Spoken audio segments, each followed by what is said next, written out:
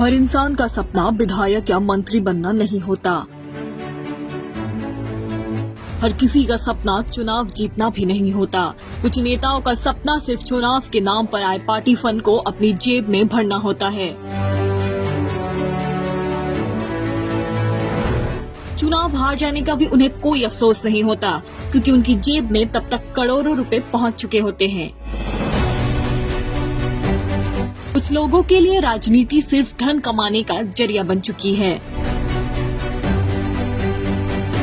ढींग की राजनीति को लेकर एक बार फिर तेज चर्चा शुरू हो गई है। वर्ष 2026 के असम विधानसभा चुनाव में भाजपा के उम्मीदवार डॉक्टर मुकुट कुमार देवनाथ को लेकर कई गंभीर आरोप सामने आए हैं। ये आरोप अब सोशल मीडिया से लेकर राजनीतिक गलियारों तक चर्चा का विषय बन चुका है। डॉक्टर मुकुट कुमार देवनाथ लंबे समय से ढींग की राजनीति में सक्रिय रहे हैं। इससे पहले भी उन्हें भाजपा का टिकट मिला था और वर्ष 2026 के विधानसभा चुनाव में भी पार्टी ने उन पर भरोसा जताते हुए उन्हें उम्मीदवार बनाया। लेकिन चुनाव के बाद उनके खिलाफ कई आरोप सामने आए हैं। कुछ लोगों और पार्टी के एक वर्ग के कार्यकर्ताओं का आरोप है कि राजनीति के नाम पर जनसेवा से अधिक व्यक्तिगत लाभ और आर्थिक हितों को प्राथमिकता दी गई है। आरोपों के अनुसार ठेके दिलाने और नौकरी दिलाने के नाम पर कई लोगों से धन एकत्र किया गया। हालांकि इन आरोपों की अब तक स्वतंत्र रूप से पुष्टि नहीं हुई है, लेकिन इस मुद्दे को लेकर विभिन्न स्तरों पर व्यापक चर्चा जारी है।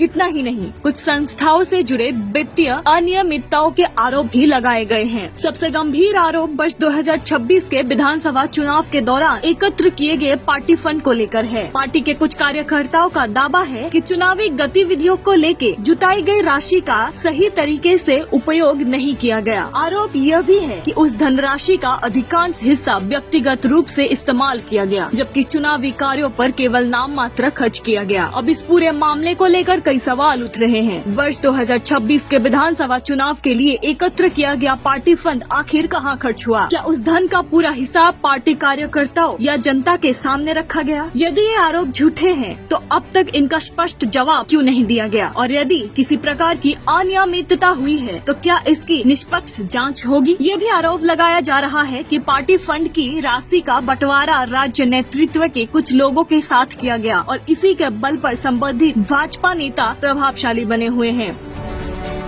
वर्ष 2026 के विधानसभा चुनाव में डॉक्टर मुकुट कुमार देवनाथ चुनाव हार गए थे। इस हार के बाद पार्टी के भीतर भी असंतोष की आवाजें उठने का दावा किया जा रहा है। हालांकि भाजपा के प्रदेश नेतृत्व ने इस पूरे मामले पर अब तक कोई आधिकारिक टिप्पणी नहीं की है। अब ढींग की जनता के बीच सबसे बड़ा सवाल यही है, क्या राजनीति जनसेवा का माध्यम है या फिर व्यक्तिगत लाभ का रास्ता? क्या लगाए गए आरोपों की निष्पक्ष जाँच होगी और क्या आरोपी नेता इन आरोपों पर अपनी प्रतिक्रिया देंगे? हालांकि इन आरोपों की स्वतंत्र रूप से पुष्टि नहीं हो सकी है। साथ ही इन आरोपों पर आरोपी नेता की ओर से अब तक कोई स्पष्ट प्रतिक्रिया भी सामने नहीं आई है।